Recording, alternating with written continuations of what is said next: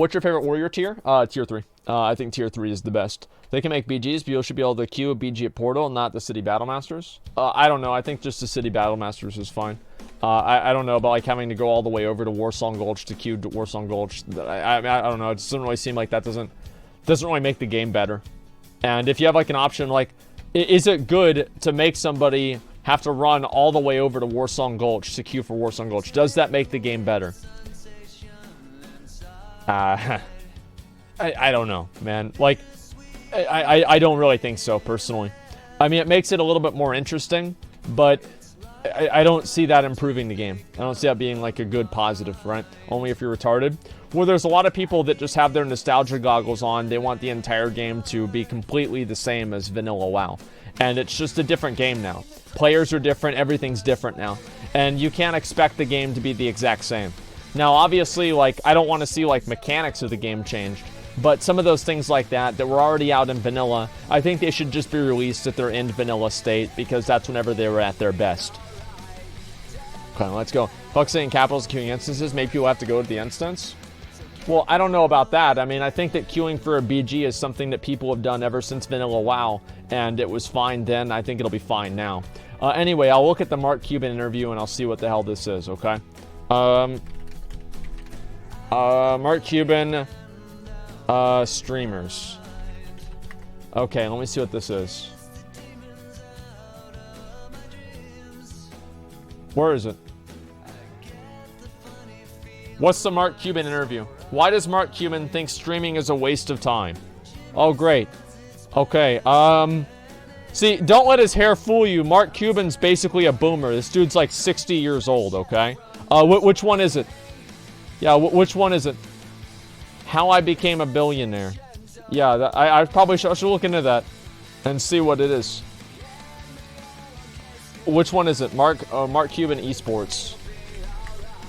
Oh, Esports.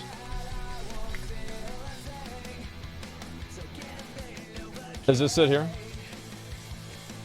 I don't want to watch a video about it. I just want to watch it. It's the third one. Let me go ahead and take a look here. Yeah, tell me which one it is, guys. Twitch chat calling a billionaire stupid. Well, some people just have a different perspective on things, you know? That's the way it goes. Okay, so is it the fourth one?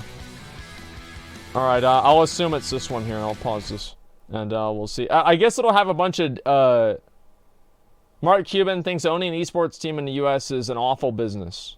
Okay, this doesn't have a lot of downvotes, so it's probably not it. It's the second one. Okay.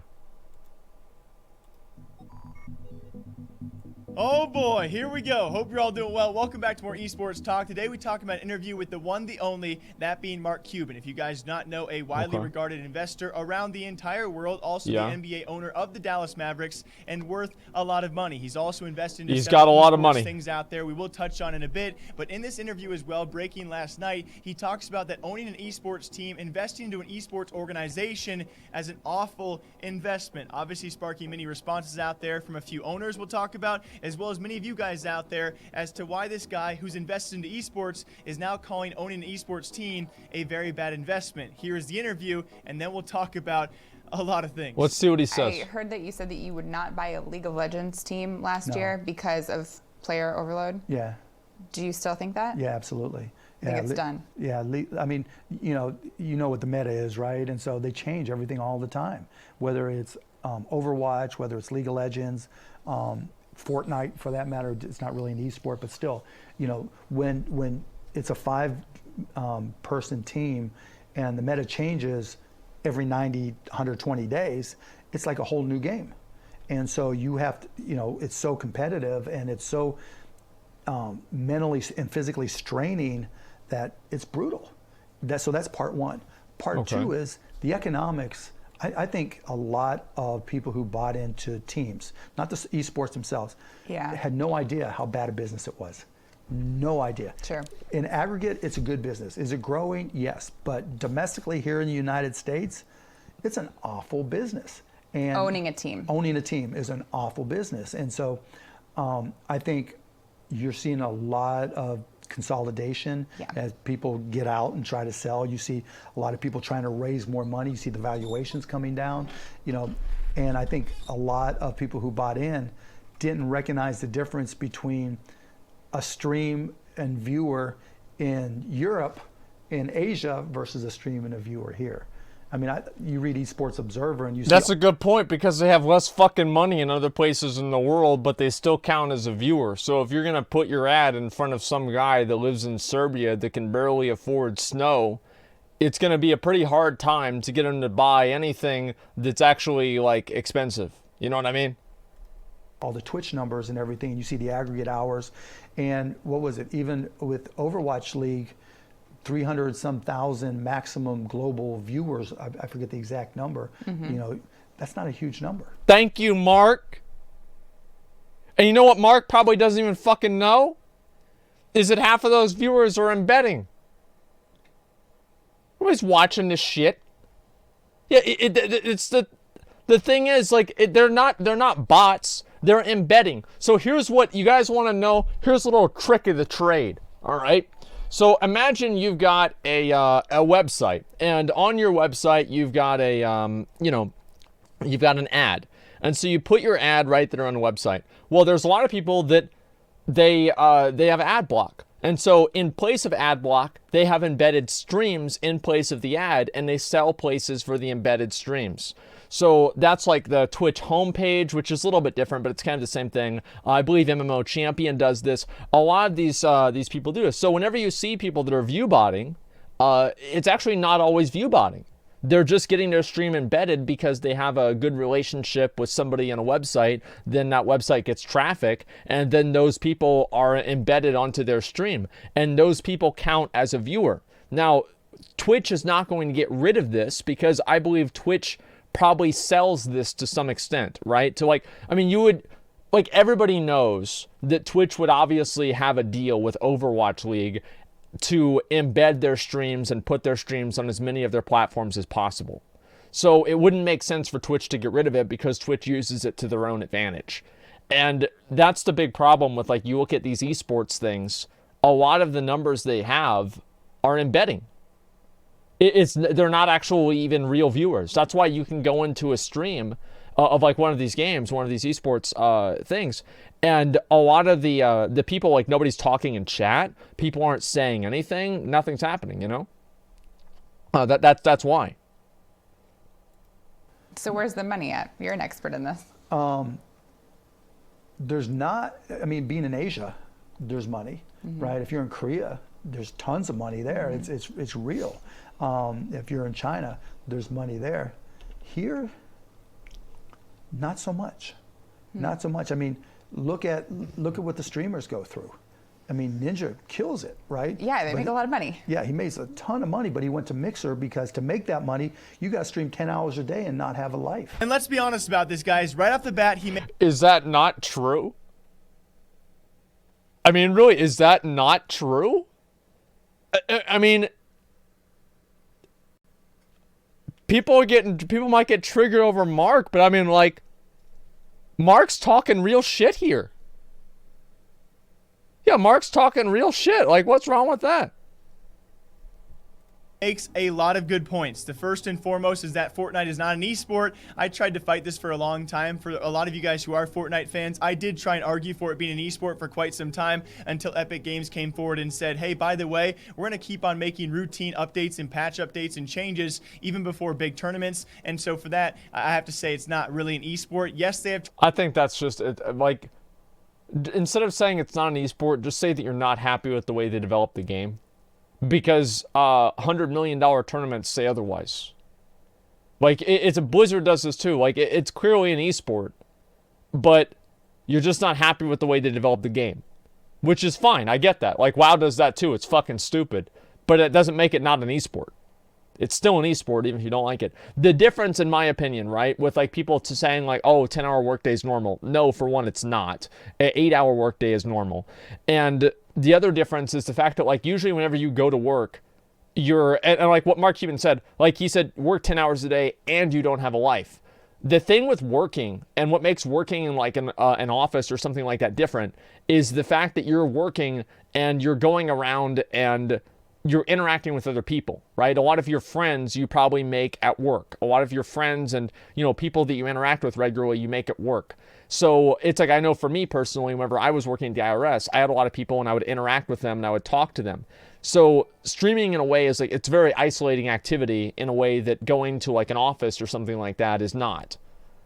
You know, I think that's the difference, right? You don't know work? Well, what do you mean? I worked for 2 years at the IRS. I mean, I don't know what you mean. Like, we would work 12 hours a day, like, during the tax season. Like, you would wake up at 7 in the morning, and you would call in to see if they had overtime, and you would go at 7 in the morning, and you would not leave until, like, almost midnight.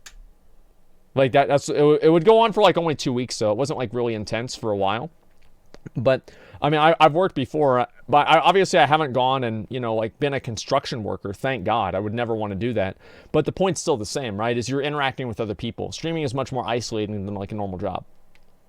Tournaments, yes, they have prize pools, yes, they have pro players, but in terms of an actual esport, I kind of got to agree with Mark here, guys. It's not really seen by as one by many people out there. Even further, though, he touches on what we talked about literally yesterday and also last week as well, the development of the Asian esports scene. That's India, that's Asia, that's Korea, also China being involved. Yeah. Those are 3 big places.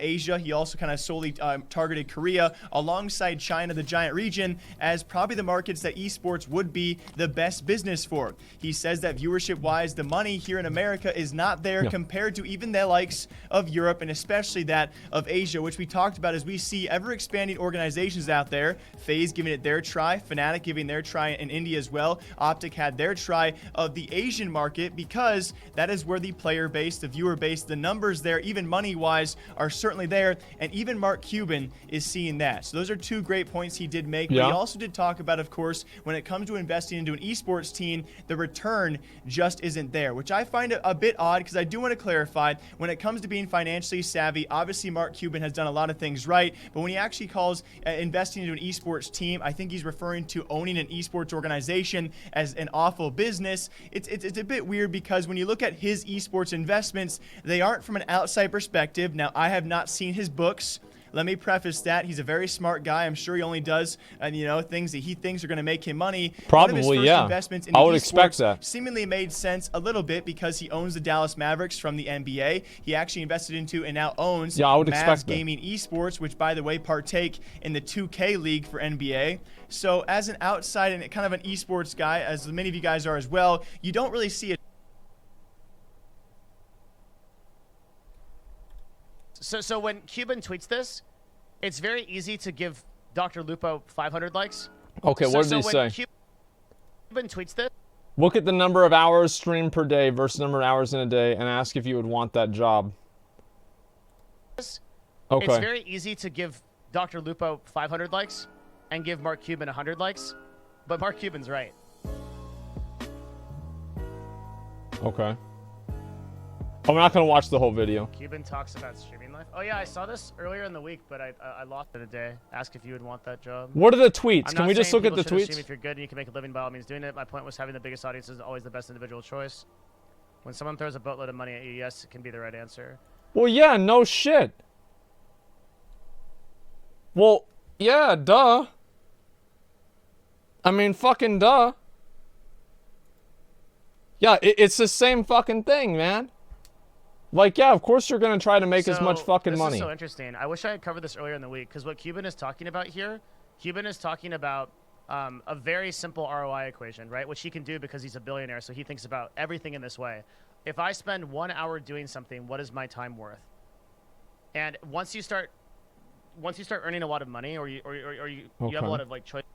Okay, I'm not going to watch the whole video, right? I just wanted to see what Mark Cuban said. I didn't need to see 100 different things about this, right? It's called logic. Well, here's the thing, guys. Let me go ahead. I'm going to minimize this, and I'll put the music back on, and we'll talk about that, okay? Didn't you like this way of life? I think that, like, everything... Yeah, it doesn't matter. Like, if I come in there and I try to play well, I'm going to do better. Okay, let's look around, okay? I'm going to get back to either. I mean, like, obviously, like, streamers... It's like, yeah... Like, one thing that's unique about streamers is that you're kind of surrounded by a lot of people, and like more than a normal person, a lot of people that are consistently giving you feedback and telling you if you're good or bad. And if you're only getting like this good feedback, right, and you ban anybody that gives you negative feedback at all, right, yeah, I can see people that could maybe develop an ego issue out of that. But I think also a lot of people that do that because they just don't want to hear and get criticized by a billion different people too, you know? And like you do, yeah, I do. To me personally, like I don't want to live my life and like I don't want to get criticized by a bunch of like random 12-year-olds, you know? Like I don't really care. I don't want to hear what people's opinions of me are. I don't really give a shit, you know? Like it doesn't matter.